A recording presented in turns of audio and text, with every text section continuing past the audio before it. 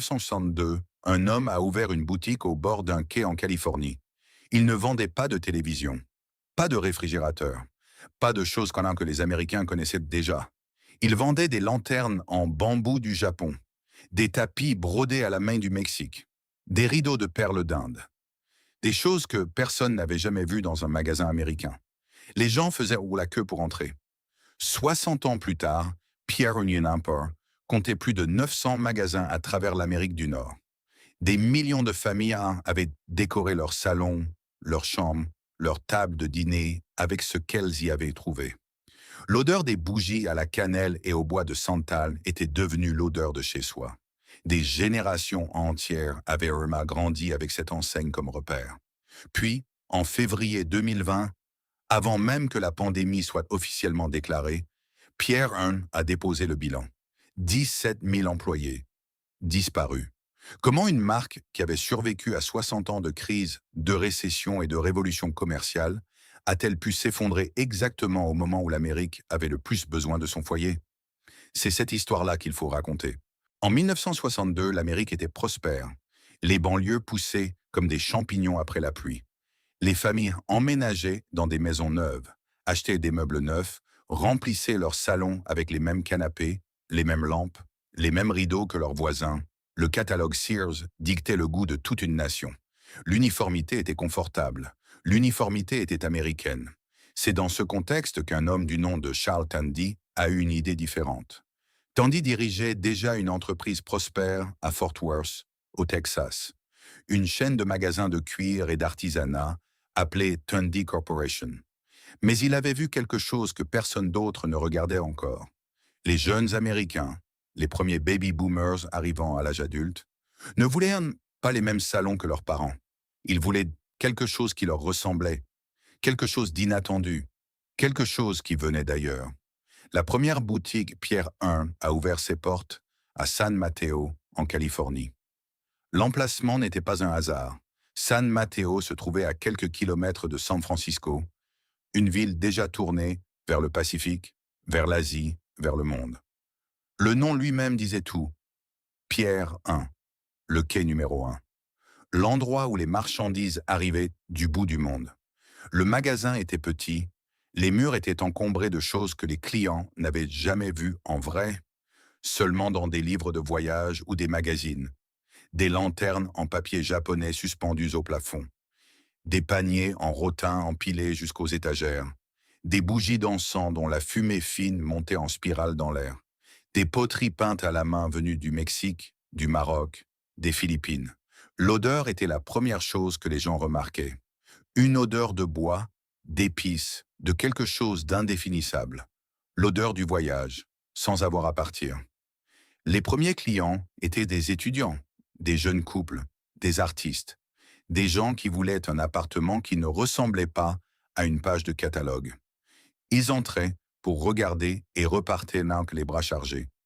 Non pas parce qu'ils avaient besoin de ces choses, mais parce que ces choses leur disaient en quelque chose sur qui ils étaient ou qui ils voulaient être. Le prix était une partie de la promesse. Pierre I n'était pas une boutique de luxe. Une lanterne en bambou coûtait quelques dollars. Un panier en rotin, moins encore. L'idée centrale était simple et révolutionnaire à la fois. La beauté du monde ne devrait pas être réservée aux riches. N'importe qui pouvait avoir chez soi un objet fait à la main à l'autre bout de la planète.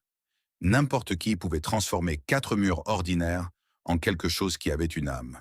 Ce que Tandy avait compris, et que beaucoup de ses contemporains n'avaient pas encore saisi, c'est que les Américains ne cherchaient pas seulement des produits, ils cherchaient une identité. Et Pierre Hearn était prêt à la leur vendre, un objet à la fois. En quelques années, le bouche à oreille avait fait son travail. D'autres boutiques ont ouvert, d'abord en Californie, puis vers l'Est. Chaque nouveau magasin apportait avec lui la même odeur, la même atmosphère, le même sentiment qu'on entrait dans un endroit un peu magique. La formule était simple, elle était reproductible, et elle allait bientôt conquérir toute l'Amérique. Mais grandir pour une marque construite sur la singularité n'est jamais sans risque. Il y a des endroits qu'on ne visite pas par nécessité. On y va parce qu'on en a envie, parce que l'endroit lui-même est une récompense. Dans les années 1970 et 1981, Pierre Imper était exactement ce genre d'endroit. Ce n'était pas une course au supermarché. Ce n'était pas une liste à cocher. C'était une promenade. On entrait sans savoir ce qu'on allait trouver, et c'était précisément pour ça qu'on y allait. Dès le seuil franchi, quelque chose changeait. L'éclairage était chaud, tamisé, presque comme celui d'une maison plutôt que d'un commerce. Les étagères ne ressemblaient pas à des étagères.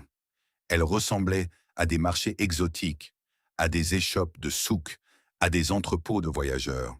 Des bougies de toutes les tailles disposées en pyramide, des coussins brodés empilés par dizaines, des vases en céramique aux couleurs de la terre, et partout cette odeur, cannelle, santal, patchouli, qui imprégnait les vêtements et que les clients retrouvaient chez eux des heures après leur visite, comme un souvenir involontaire.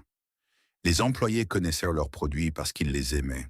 La plupart étaient des femmes, beaucoup à temps partiel, mais avec un sens aigu de ce qui fonctionnait ensemble, de ce qui allait bien avec quoi.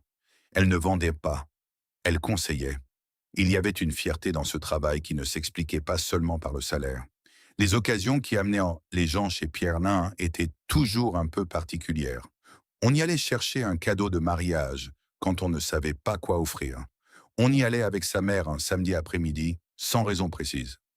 On y allait avant Noël pour trouver ces petits objets décoratifs qui transformaient un appartement ordinaire en quelque chose qui ressemblait à une fête. On y allait quand on emménageait pour la première fois seul, qu'on avait peu d'argent mais qu'on voulait que chez soi soit beau. Pierrin rendait ça possible. La chaise en rotin est devenue l'un des symboles les plus reconnaissables de l'Amérique des années 1970. On la trouvait dans des millions de salons, de chambres d'étudiants, de bureaux à domicile. Elle coûtait peu, elle durait longtemps, et elle disait quelque chose sur son propriétaire, quelqu'un qui avait du goût sans avoir besoin de le prouver par le prix. La transmission entre générations s'est faite naturellement, presque sans qu'on s'en rende compte. Des mères ont amené leurs filles, des filles sont devenues des mères et ont amené leurs propres enfants. 3 générations de femmes américaines ont appris à reconnaître cette odeur de bougies et de bois comme le signe qu'on entrait dans un endroit familier, rassurant, qui comprenait ce qu'elles cherchaient sans qu'elles aient à l'expliquer. La marque a commencé à apparaître en arrière-plan dans les séries télévisées américaines des années 1980 et 1990. Pas comme placement publicitaire, mais parce que les décorateurs de plateau savaient que quelques objets Pierre I suffisaient à signifier qu'un personnage avait du goût, sans être riche. C'était le salon de la femme indépendante. C'était la chambre de l'étudiant cultivé. C'était la salle à manger du couple jeune qui s'en sortait bien.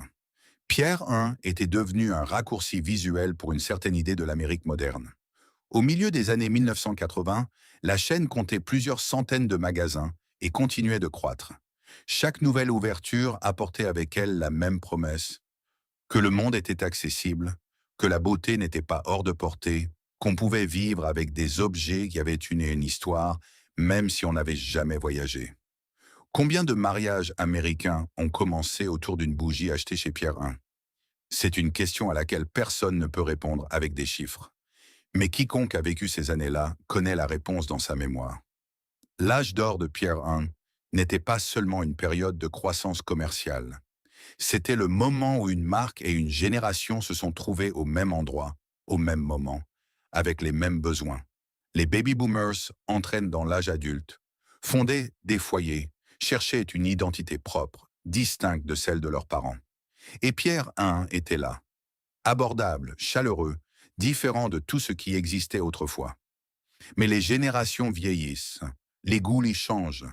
Et quelque part dans les années 1990, sans que personne ne le remarque vraiment, le monde autour de Pierre I avait commencé à bouger plus vite que la marque elle-même. Une bonne idée, quand elle fonctionne, attire l'argent. Et l'argent, invariablement, demande la croissance. En 1970, Pierre Imper est entré en bourse. C'était une étape logique. La marque avait prouvé son concept. Les magasins étaient rentables. La demande était réelle. Mais l'introduction en bourse a changé quelque chose de fondamental. Avant, Pierre I grandissait parce que les clients le voulaient. Après, Pierre I devait grandir parce que les actionnaires l'exigeaient. Ce n'est pas la même chose. Les années 1970 et 1980 ont été une période d'expansion agressive.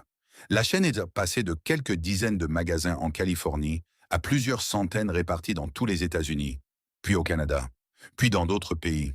Chaque année, de nouvelles ouvertures. Chaque année, de nouveaux marchés à conquérir. Le modèle semblait infaillible. Trouver un emplacement dans un centre commercial de banlieue, reproduire la formule, ouvrir les portes, attendre les clients. Et les clients venaient. La décision de s'installer dans les grands centres commerciaux de banlieue a été déterminante. Dans les années 1980, le mal américain était à son apogée. Des millions de familles y passaient leur week-end. C'était à la fois un lieu de commerce et un lieu de vie. On y faisait ses courses, on y déjeunait, on y emmenait les enfants. Pour Pierre I, s'y installer signifiait toucher une clientèle bien plus large que celle des quartiers bohèmes de San Francisco où tout avait commencé. Mais cette décision avait un prix invisible. Le client du mall de banlieue n'était pas tout à fait le même que le jeune étudiant de 1962 qui cherchait quelque chose d'exotique et d'inattendu. Le client du mall voulait du choix, de la commodité, des prix clairs. Il voulait une expérience agréable, mais pas nécessairement une expérience de découverte. En s'installant dans les malls, Pierre I avait gagné en visibilité ce qu'elle avait commencé à perdre en mystère. Les magasins eux-mêmes ont changé. Les premières boutiques étaient petites, encombrées dans le bon sens du terme, denses, surprenantes, avec des objets à découvrir dans chaque recoin. Les nouveaux magasins étaient plus grands, mieux organisés, plus lumineux, plus professionnels, moins magiques. Les merchandiseurs corporate avaient standardisé les présentoirs, harmonisé les couleurs, rationalisé les espaces. C'était plus efficace. C'était aussi moins Pierre I. Contrairement à beaucoup de ses concurrents, Pierre I n'a jamais eu recours au système de franchise. Tous les magasins étaient détenus et gérés directement par la société mère. Cela garantissait une certaine cohérence, la même odeur, le même style, les mêmes produits d'un magasin à l'autre. Mais cela signifiait aussi que chaque décision remontait au siège de Fort Worth, au Texas. Les responsables de magasins locaux avaient peu de latitude pour adapter leur offre à leur clientèle. Ce qui fonctionnait à Seattle ne fonctionnait pas nécessairement à Miami, mais les deux magasins recevaient les mêmes directives. Les employés de cette période se souviennent d'une tension croissante entre la culture du terrain et les exigences du corporate. Les responsables de magasins qui connaissaient leurs clients, qui savaient ce qui se vendait dans leur quartier, qui avaient construit une communauté fidèle autour de leur boutique, ces personnes-là se retrouvèrent de plus en plus souvent à exécuter des décisions prises par des gens qui n'avaient jamais mis les pieds dans leur magasin. Au Canada, l'expansion a été particulièrement forte. Les grandes villes canadiennes, Toronto, Vancouver, Montréal, ont accueilli Pierre I avec le même enthousiasme qu'aux États-Unis. La marque était devenue nord-américaine au sens plein du terme. Dans certaines villes moyennes, le magasin Pierre I était le seul endroit où l'on pouvait trouver des objets importés, faits à la main, venus d'Asie ou d'Amérique latine. C'était encore, dans ces endroits-là, une fenêtre sur le monde. À la fin des années 1990, Pierre I comptait plus de 900 magasins. Le chiffre d'affaires dépassait le milliard de dollars. La marque était reconnue dans tout le pays. Sur le papier, tout allait bien. Mais une marque construite sur la singularité ne peut grandir indéfiniment sans perdre ce qui la rendait singulière. Pierre I était devenue exactement ce contre quoi elle s'était définie au départ. Une grande chaîne nationale, prévisible, identique d'un bout à l'autre du pays. Il existe un moment dans la vie de certaines marques où elles cessent d'être de simples commerces pour devenir quelque chose de plus grand. Un repère, une référence culturelle, une partie du paysage mental d'une nation. Pour Pierre I Empire, ce moment est arrivé dans les années 1990. La chaîne était partout, dans chaque grand centre commercial du pays, dans les conversations entre amis qui cherchaient un cadeau, dans les salons de millions de foyers américains où trônait cette chaise en rotin, ce vase en céramique, cette bougie dont on avait oublié qu'elle venait d'un magasin précis parce qu'elle faisait désormais partie du décor de sa vie. En 1999, Pierre I a pris une décision qui allait marquer durablement son image. La marque a signé un contrat de porte-parole avec l'actrice Kirstie Alley. Ce partenariat a duré plus de 7 ans, jusqu'en 2006, faisant de lui l'une des collaborations entre une célébrité et une enseigne de distribution les plus longues de l'histoire du commerce américain. Les publicités télévisées mettaient en scène Alley se promenant dans les allées de Pier 1 avec une aisance naturelle, touchant les objets, souriant aux produits, incarnant exactement le type de cliente que la marque voulait séduire. Une femme d'âge mûr, cultivée, qui avait du goût sans avoir besoin de le justifier. Les spots étaient à dos chaleureux, drôles par moments, toujours ancrés dans une certaine idée du foyer comme lieu de plaisir et d'expression personnelle. Ces publicités ont fonctionné parce qu'elles disaient la vérité. Pierre I n'était pas une marque de luxe qui cherchait à impressionner. C'était une marque qui comprenait que la plupart des gens voulaient simplement que leur maison soit belle et que la beauté n'avait pas besoin d'être coûteuse pour être réelle. Dans la même période, Pierre I est devenu l'une des destinations privilégiées pour les listes de mariage. Des jeunes couples s'inscrivaient à Pierre I, non pas parce que c'était le choix le plus pratique, mais parce que les objets qu'on y trouvait disaient quelque chose. Un ensemble de bols en céramique faits à la main, une série de photophores en verre soufflé, des nappes brodées venant d'Inde, des cadeaux qui avaient une histoire, même modeste, même inventée à moitié, mais une histoire quand même. Le marché des bougies parfumées mérite qu'on s'y arrête. Pierre I n'a pas inventé la bougie, mais elle a joué un rôle déterminant dans la transformation de la bougie en objet de décoration courante dans les foyers américains. Avant Pierre I, une bougie était une source de lumière d'urgence. Après des décennies de présence de la marque dans les malls américains, une bougie était devenue un accessoire de style de vie, un cadeau acceptable pour n'importe quelle occasion. Un moyen simple et abordable de changer l'atmosphère d'une pièce. L'odeur de cannelle à Noël, le jasmin au printemps, le cèdre en automne, Pierre I avait éduqué le nez de l'Amérique. Dans les villes moyennes, ces villes de 50 000, 100 000 habitants répartis à travers le pays, le magasin Pierre I du centre commercial local jouait un rôle que peu d'enseignes pouvaient revendiquer. C'était souvent le seul endroit accessible où l'on trouvait des objets fabriqués à la main ailleurs dans le monde. Pour des familles qui n'avaient jamais voyagé hors des États-Unis, entrer chez Pierre I était une forme modeste mais réelle d'ouverture sur le monde. Une poterie mexicaine, un panier africain, un tissu thaïlandais, des choses qui portaient en elles la trace d'autres mains, d'autres cultures, d'autres façons de vivre. Ce n'était pas de l'anthropologie, ce n'était pas du tourisme, mais c'était quelque chose. Les employés de cette époque parlent d'une fierté particulière. Travailler chez Pierre I dans les années 1990, c'était travailler dans un endroit que les gens aimaient vraiment. Les clients qui entraient n'étaient en pas pressés. Ils prenaient le temps, ils posèrent des questions, ils revenaient. Il y avait une fidélité qui n'avait rien à voir avec les programmes de fidélité ou les cartes de réduction. C'était une fidélité émotionnelle, construite visite après visite, objet après objet, odeur après odeur.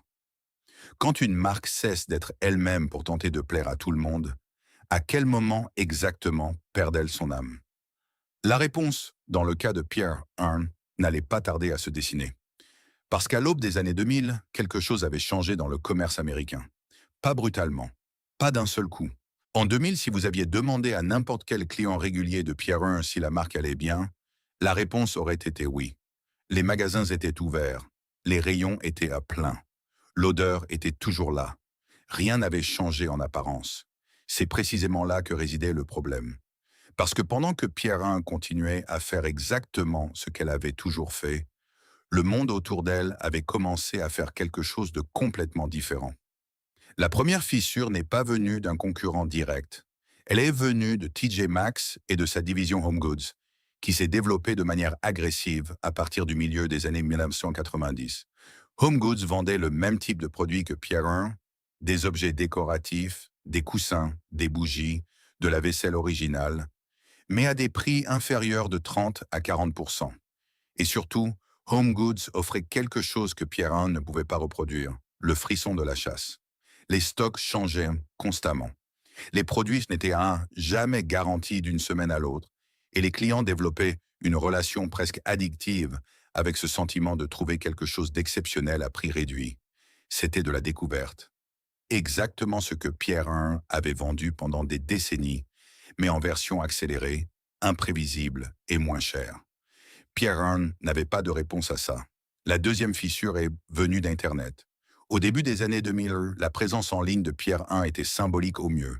Un site web existait, mais il était lent, difficile à naviguer, et l'inventaire affiché ne correspondait pas toujours à ce qu'on trouvait en magasin. Pendant ce temps, une entreprise appelée Wayfair était en train de construire silencieusement ce qui allait devenir le plus grand détaillant de meubles et de décoration en ligne du monde. Amazon avait ouvert sa division maison. Pinterest allait bientôt transformer la façon dont les Américains imaginaient et planifiaient la décoration de leur intérieur. Non plus en se promenant dans les allées d'un magasin, mais en faisant défiler des images sur un écran. Le monde dans lequel Pierre I avait prospéré, celui où on découvrait des objets en les touchant, en les sentant, en les voyant en vrai, était en train de se fragmenter.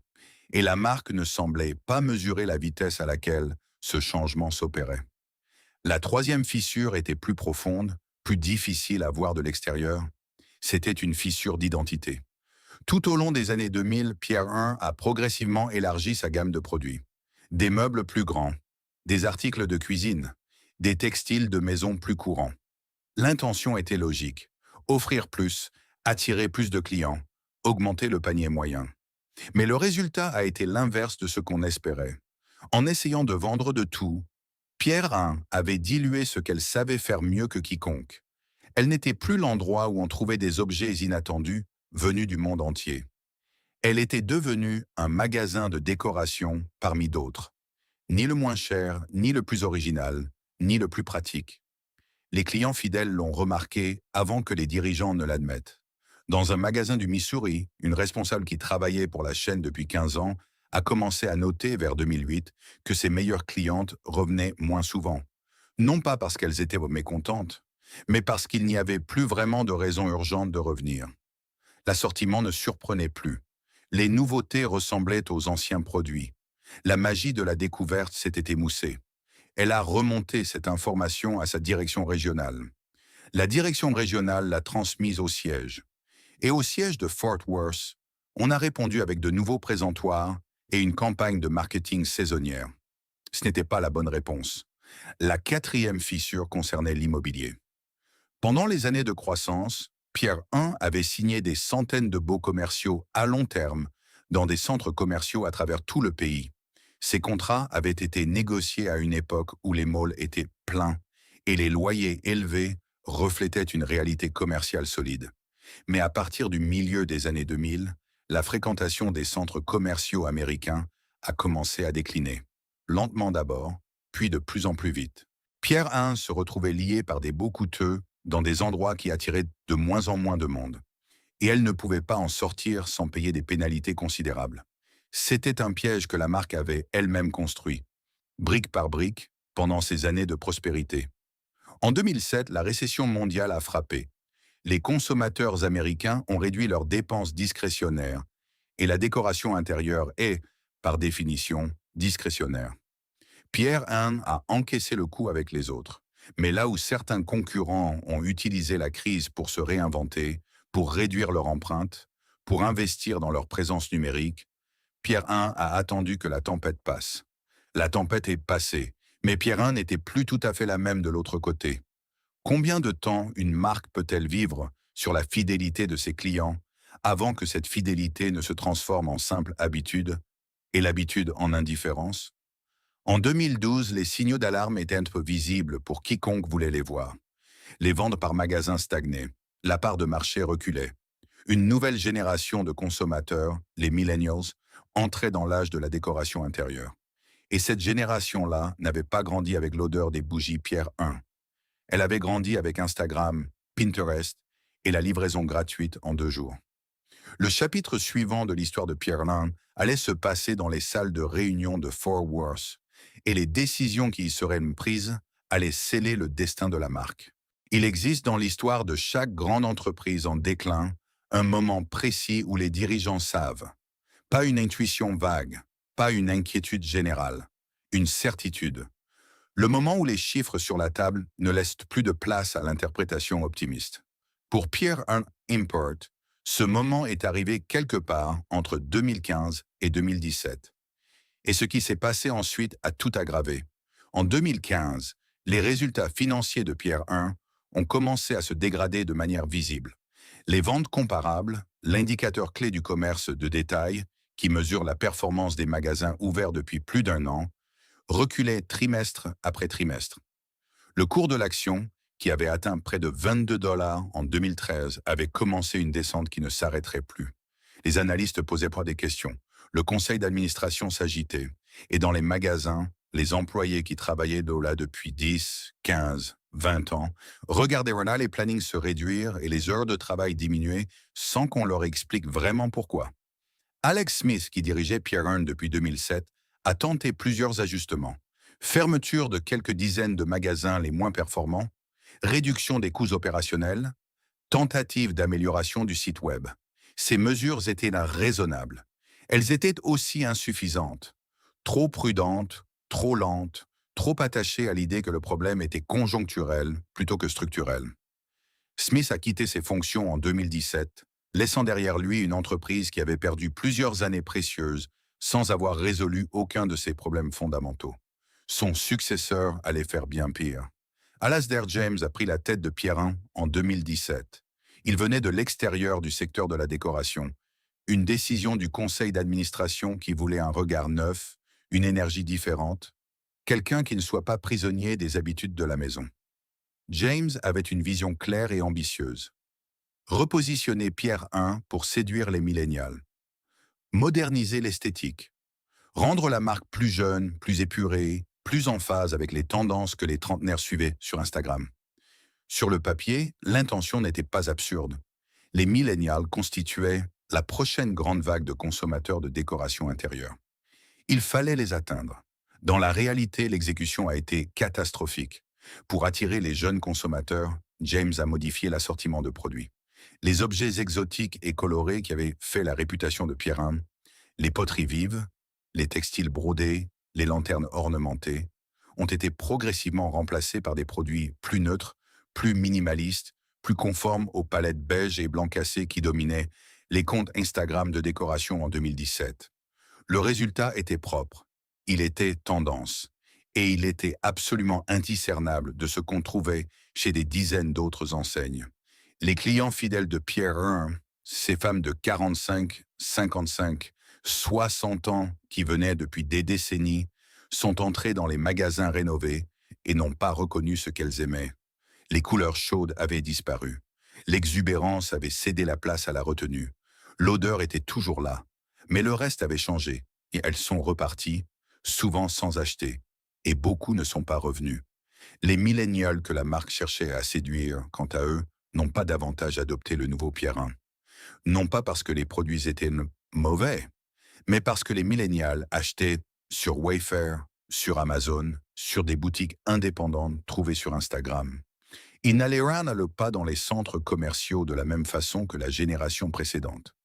Le canal que Pierre 1 utilisait pour atteindre ses clients, le magasin physique dans le mall, était précisément celui que cette nouvelle génération fréquentait le moins. Pierre 1 avait aliéné ses clients existants sans en conquérir de nouveaux. C'est l'erreur la plus coûteuse qu'une marque puisse commettre. En 2017, Pierre 1 a enregistré sa première perte nette significative depuis des décennies. Pas un léger recul, une perte réelle, visible, qui a secoué les marchés financiers et déclenché une série de réactions en chaîne. Les agences de notation ont abaissé la note de crédit de l'entreprise. Les conditions d'emprunt se sont durcies. Les fournisseurs, inquiets, ont commencé à exiger des conditions de paiement plus strictes. La spirale descendante avait commencé. James a été remercié en 2018 après moins de 2 ans à la tête de l'entreprise. Mais le mal était fait. Non seulement il avait échoué à redresser la barre, il avait activement accéléré le déclin en détruisant la confiance des clients les plus fidèles de la marque. Ce qui a suivi ressemble à une liquidation organisée en slow motion. Entre 2018 et 2019, Pierre 1 a fermé 145 magasins. Le cours de l'action est passé en dessous d'1 $. Des milliers d'employés ont perdu leur poste. Des gens qui avaient consacré 10, 15, 20 ans de leur vie à cette enseigne. Pas de cérémonie, pas de reconnaissance publique. Un email, parfois. Une réunion rapide avec le responsable de district. Et puis la clé rendue, le tablier accroché pour la dernière fois, le parking vide. Dans une boutique du Texas, une employée qui travaillait chez Pierre Hunt depuis 18 ans a appris la fermeture de son magasin par une annonce corporate transmise à l'ensemble du réseau. Elle n'a pas reçu d'appel personnel. Personne du siège n'est venu. Elle a passé ces 2 dernières semaines à vider les rayons, à emballer les invendus, à répondre aux questions des clients qui n'arrivaient pas à croire que le magasin fermait vraiment. Le dernier jour, elle a éteint les lumières, vérifié que les portes étaient bien verrouillées, et elle est partie. 18 ans, et pas un mot de plus que ce qu'exigeait la procédure. L'ironie la plus cruelle de toute cette histoire est celle-ci. Pendant que Pierre I s'effondrait, le marché de la décoration intérieure américaine était en pleine expansion. Les Américains dépensaient plus que jamais pour leur maison. Wayfair enregistrait des croissances à 2 chiffres. Amazon Home se développait à toute vitesse. IKEA ouvrait de nouveaux points de contact. Le problème de Pierre I n'était pas que les gens avaient cessé de vouloir décorer leur intérieur.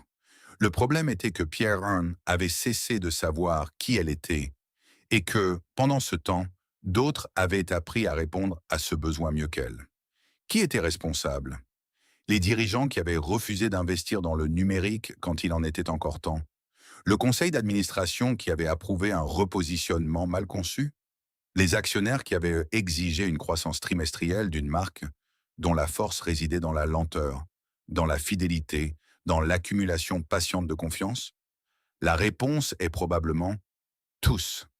Et c'est souvent la réponse la plus difficile à entendre, parce qu'elle ne désigne personne en particulier et que sans coupable clairement identifié, il est difficile de trouver la colère là où il y aurait dû y avoir de la justice. En janvier 2020, Pierre I a annoncé la fermeture de 450 magasins supplémentaires et un plan massif de réduction des effectifs. La nouvelle a à peine fait la une des journaux. Le monde avait d'autres préoccupations. Et dans les semaines qui ont suivi, ces préoccupations allaient devenir quelque chose que personne n'avait anticipé. Le 17 février 2020, Pierre I Import a déposé une demande de protection en vertu du chapitre 11 de la loi américaine sur les faillites. La date mérite qu'on s'y arrête. Le 17 février 2020. L'Organisation mondiale de la santé n'avait pas encore déclaré la pandémie de COVID-19. Les frontières américaines n'étaient pas encore fermées. Les mots confinement et distanciation sociale ne faisaient pas encore partie du vocabulaire quotidien. Pierre I n'est pas morte à cause du Covid. Elle est morte avant. La pandémie n'a fait qu'enterrer ce qui était déjà sans vie. La direction de l'entreprise avait espéré que le dépôt de bilan sous le chapitre 11 lui permettrait de se restructurer, de renégocier ses baux, d'alléger sa dette, de fermer les magasins les moins rentables, tout en préservant le reste. C'était le scénario optimiste. Il supposait que les conditions extérieures resteraient stables le temps que la restructuration s'opère. Il supposait que les clients seraient encore là de l'autre côté. Puis mars 2020 est arrivé. Quand les autorités américaines ont ordonné la fermeture des commerces non essentiels pour contenir la propagation du virus, Pierre I a fermé l'intégralité de ses magasins encore ouverts du jour au lendemain. Pour une entreprise déjà sous perfusion financière, c'était le coup fatal. Les négociations avec les créanciers ont échoué. Les repreneurs potentiels se sont retirés. En mai 2020, Pierre I a annoncé qu'elle passait du chapitre 11 au chapitre 7. Non plus une restructuration, mais une liquidation totale. Tout devait partir. Les ventes de liquidation ont commencé dans les semaines qui ont suivi. Si vous êtes entré dans un magasin Pierre I pendant ces semaines-là, vous n'avez pas oublié ce que vous avez vu. Les rayons qui avaient toujours été soigneusement arrangés, où chaque objet avait sa place et son histoire, étaient devenus des champs de bataille commerciaux. Des panneaux jaunes criards annonçaient des réductions de 40, 50, 70%. Des cartons ouverts traînaient dans les allées. Des articles tombés de leur présentoir n'avaient pas été ramassés. L'éclairage, autrefois tamisé et chaleureux, semblait soudainement trop fort, trop cru, comme si la lumière elle-même révélait quelque chose qu'on avait préféré ne pas voir. Les clients qui sont venus pendant ces ventes de liquidation n'étaient pas tout là pour faire des affaires. Beaucoup étaient venus dire au revoir. Une femme du Colorado a raconté être entrée dans son Pierre I local un samedi matin, sans intention particulière d'acheter quoi que ce soit. Elle a passé 1 heure dans les rayons. Elle a acheté un ensemble de bols qu'elle n'avait pas besoin, 2 bougies parfumées et un cadre photo en métal ouvragé. Elle n'avait nulle part où mettre ces choses. Elle les a achetées parce que c'était la dernière fois. Parce que dans quelques semaines, cet endroit n'existerait plus. Et qu'elle ne savait pas comment laisser quelque chose disparaître sans emporter avec soi un dernier morceau de ce que c'était. Cette femme avait 58 ans. Elle avait fait ses premiers achats chez Pierre I à 22 ans, quand elle avait emménagé dans son premier appartement à Denver. 36 ans de fidélité et 1 heure pour prendre congé d'un endroit qui avait accompagné presque toute sa vie adulte. Dans les entrepôts de distribution, les camions qui livraient autrefois des marchandises fraîches venaient désormais récupérer les invendus. Dans les bureaux de Fort Worth, des équipes réduites travaillaient à démanteler ce qu'il restait de l'infrastructure administrative. Les systèmes informatiques étaient progressivement éteints, les contrats résiliés, les fournisseurs notifiés que les commandes en cours ne seraient pas honorées.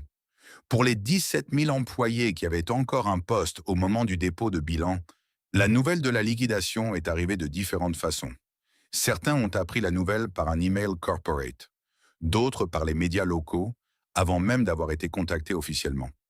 D'autres encore ont découvert, en arrivant au travail un matin, une note sur la porte leur demandant de ne pas entrer et de contacter les ressources humaines.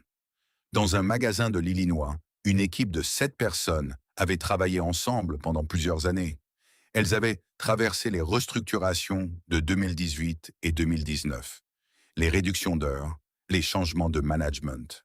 Elles avaient en continué à venir, à arranger les rayons, à accueillir les clients, à maintenir vivante une atmosphère que leurs supérieurs hiérarchiques à Fort Worth avaient cessé de comprendre depuis longtemps.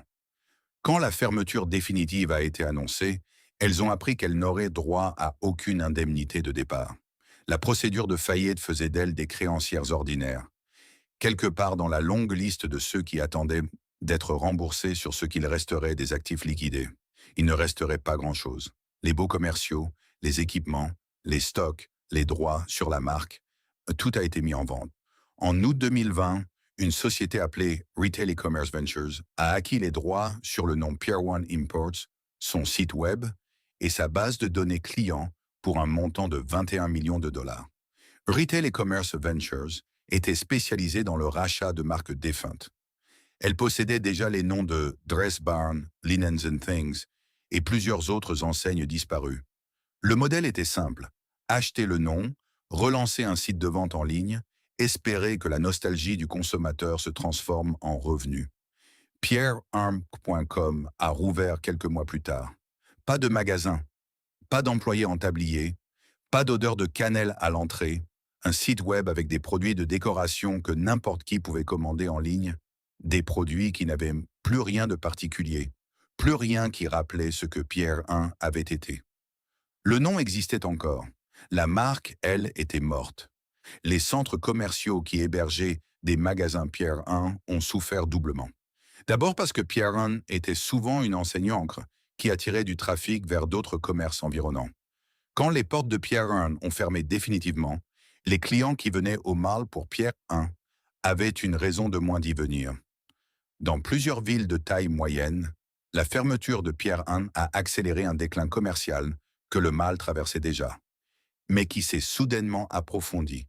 Des vitrines vides à côté de vitrines vides, des parkings à moitié déserts un samedi après-midi. L'image d'une certaine Amérique commerciale qui se retirait sans être remplacée. Les bâtiments eux-mêmes racontent des histoires différentes selon les endroits.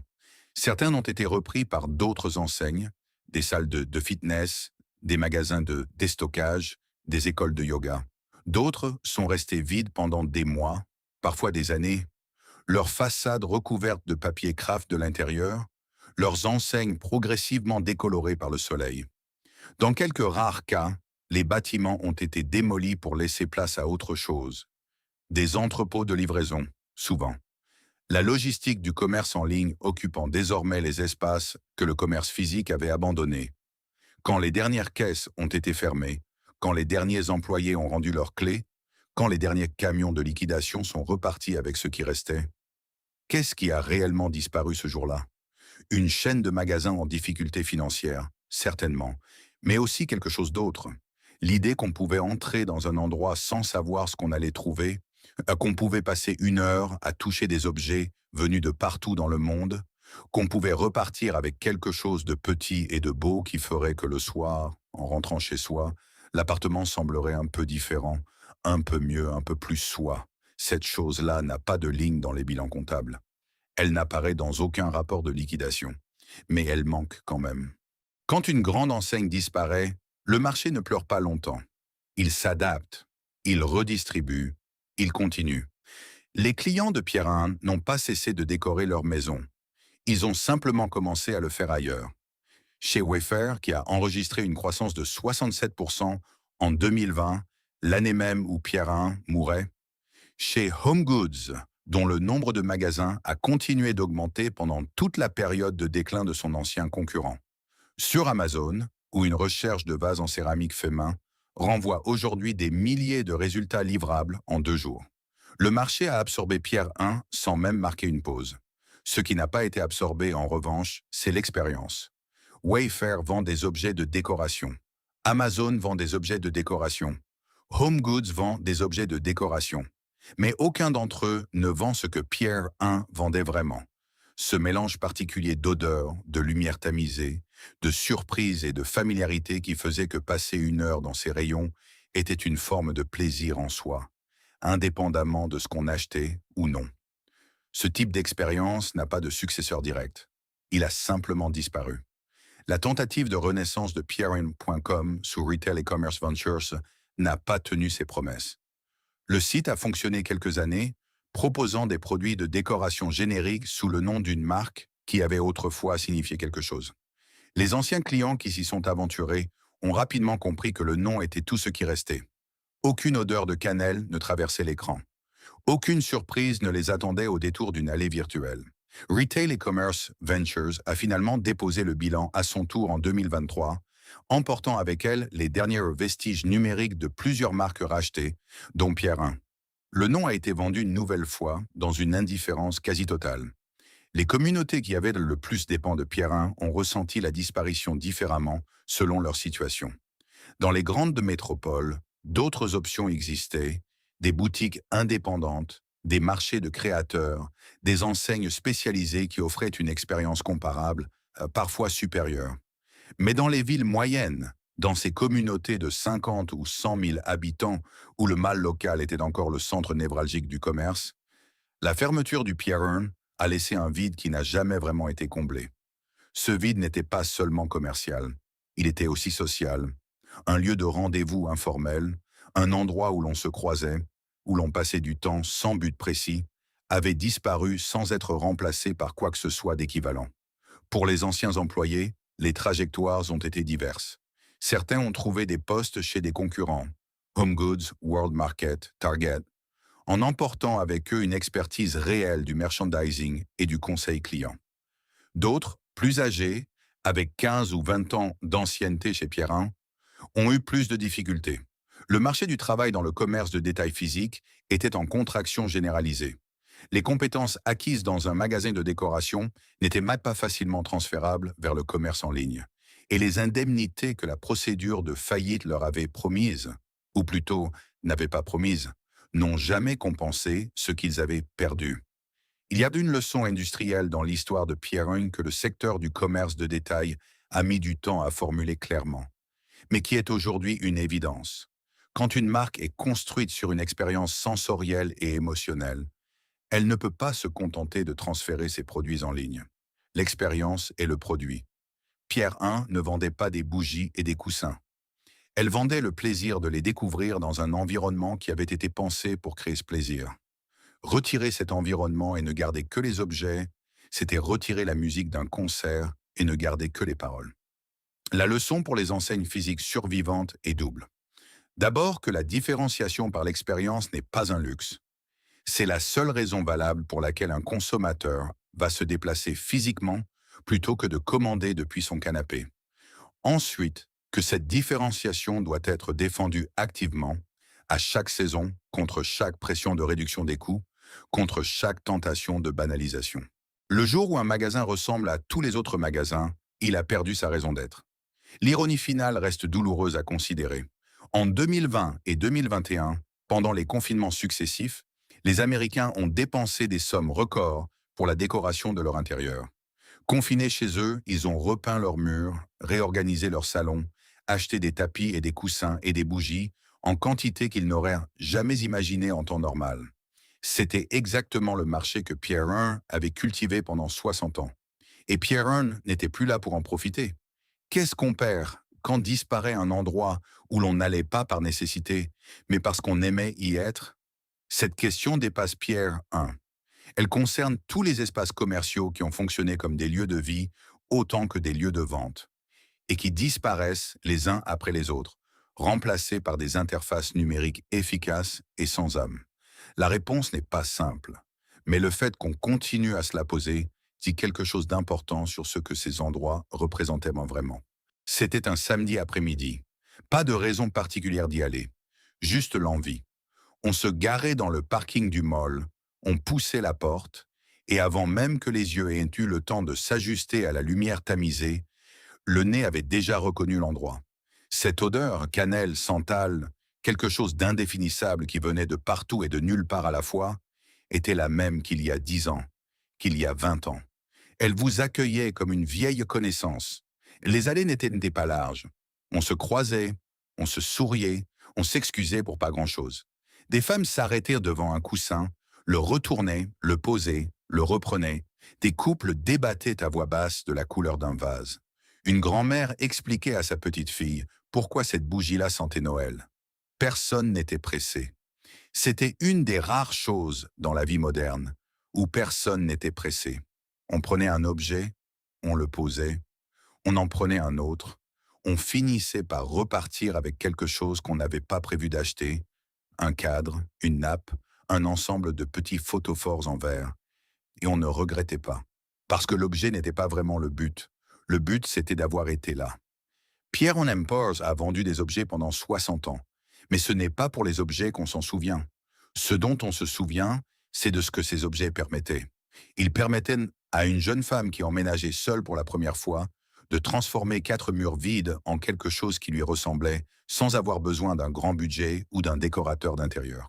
Ils permettaient à une famille de classe moyenne de mettre sur sa table de dîner une poterie faite à la main au Mexique, un objet qui portait en lui la trace d'autres mains, d'une autre culture, d'une autre façon de vivre. Il permettait à une femme de 60 ans d'offrir à son ami un cadeau qui disait « Je t'ai choisi quelque chose de beau, quelque chose qui vient de loin, quelque chose qui a une histoire ». Pierre I vendait de l'aspiration à un prix accessible. L'idée que la beauté n'était pas réservée à ceux qui pouvaient se l'offrir. L'idée que le monde était plus grand que le quartier dans lequel on vivait et qu'on pouvait en ramener un morceau chez soi pour quelques dollars. Cette idée-là était profondément américaine, optimiste, démocratique, confiante dans l'idée que tout le monde méritait un peu de beauté dans sa vie quotidienne. Pour des millions de femmes américaines en particulier, Pierre I était quelque chose de plus discret, mais de plus profond qu'un simple magasin. C'était un endroit qui validait leur sens esthétique, qui disait silencieusement à chaque visite « Vous avez le goût, vous voyez la beauté, vous savez reconnaître quelque chose de bien fait ». Dans une culture qui valorisait rarement ce type d'intelligence. L'intelligence du foyer, l'intelligence du détail, l'intelligence de créer un environnement où les gens se sentent bien, Pierre I était une reconnaissance modeste mais réelle. Les employés qui ont passé des années dans ces magasins portaient de cette même conscience. Ils n'étaient pas de simples vendeurs. Ils étaient les gardiens d'un endroit qui comptait pour les gens. Ils arrangeaient les présentoirs avec soin parce que le soin était visible et que les clients le remarquaient, et que cette attention était une forme de respect envers ceux qui franchissaient la porte. Ce travail-là mérite d'être nommé pour ce qu'il était. Il n'y a pas de bonne façon de perdre un endroit qu'on aimait. On peut expliquer les erreurs de management, les mauvaises décisions stratégiques, les forces du marché qui ont rendu la survie impossible. On peut nommer les responsabilités et tracer les lignes causales avec précision. Tout cela est vrai. Et rien de tout cela ne change ce que ressentent ceux qui se souviennent. Les 17 000 personnes qui travaillaient chez Pierre I au moment de sa fermeture méritent d'être rappelées.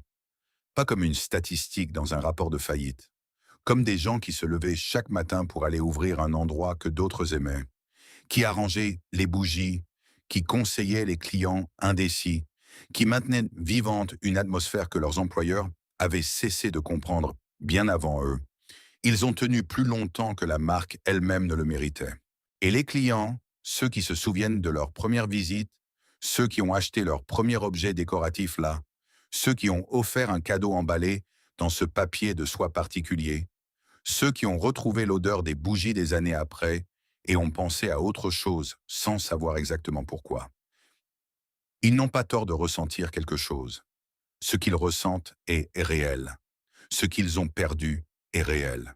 Quelque part, ce soir, quelqu'un décrit à quelqu'un d'autre l'odeur d'un magasin Pierrin un samedi après-midi. La personne qui écoute n'a peut-être jamais connu cet endroit, mais elle comprend, à la façon dont c'est raconté, que quelque chose de chaleureux et de vrai existait là, et que ça n'existe plus. C'est suffisant pour que ça compte.